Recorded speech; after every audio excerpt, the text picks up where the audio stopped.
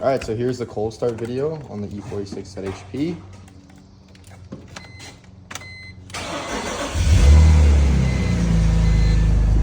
Idles nicely.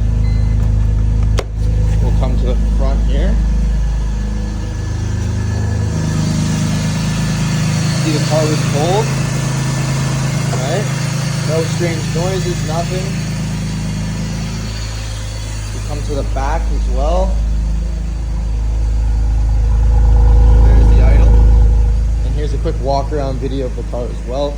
See, no dents, dings, scratches, nothing of that sort. And there's the motor dropping down to a nice idle. So here's a driving video of the 2004 E46 ZHP.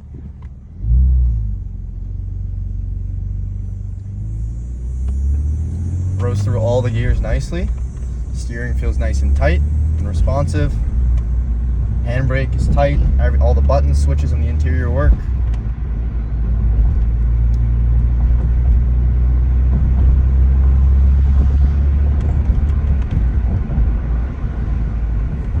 Okay, it's good.